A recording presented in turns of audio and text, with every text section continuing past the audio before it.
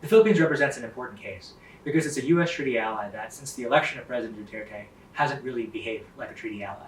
At times, it's been willing to sacrifice its own interests in the South China Sea for seemingly nothing, although ostensibly for Chinese economic investment and aid. So for now, anyway, the Philippines has been seesawing back and forth based on sort of the remarks of its president, Rodrigo Duterte. And when he is feeling one kind of way, we'll see remarks that are very hostile towards the United States. And when he's feeling another kind of way, you can make remarks that are quite hostile to China. But what is consistent about President Duterte is his inconsistency.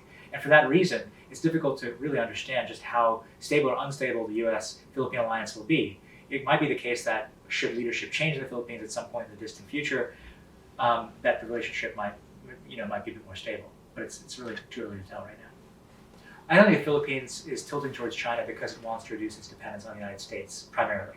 After all, the United States hasn't really weaponized any kind of Philippine dependencies on the United States for any political purposes. That's not really how the United States has operated. The country that has operated that way, in fact, ironically, is China. And countries, even companies that are dependent on China, Chinese market access, the Chinese economy, they find themselves often at the mercy of Beijing's economic statecraft.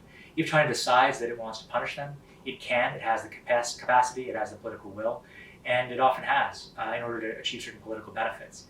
In the case of the Philippines, we've seen China use economic statecraft over, for example, Philippine banana exports to China as a way of signaling China's displeasure with Philippines' interest in having an adjudication of the South China Sea dispute it has with Beijing at the Permanent Court of Arbitration.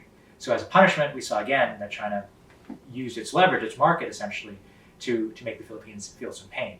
And the Philippines is hardly the only country that China has used that leverage against. There's also a wide variety of other countries, from everyone from Norway to France to Japan to Korea, that have at some point or the other faced Chinese economic statecraft. The Philippines absolutely needs infrastructure investment. There's no question. In fact, most of Asia needs vast quantities of infrastructure investment. The question is who's going to provide it and on what terms.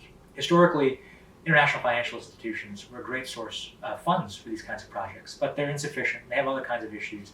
And many countries are looking for more nimble financing. And for that reason, they turn to China.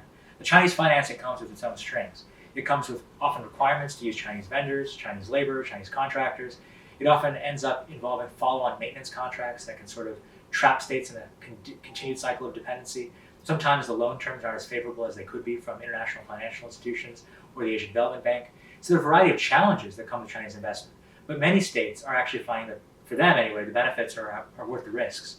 And for that reason, they're actually jumping in to Chinese infrastructure projects and willing to accept Chinese financing. It doesn't appear that any of President Duterte's efforts to sort of get closer to China have resulted in significant, enduring, or tangible concessions from Beijing. If anything, Beijing is continuing the policy that it's always had in the South China Sea, certainly since it began island building, which is to effectively control most of those waters.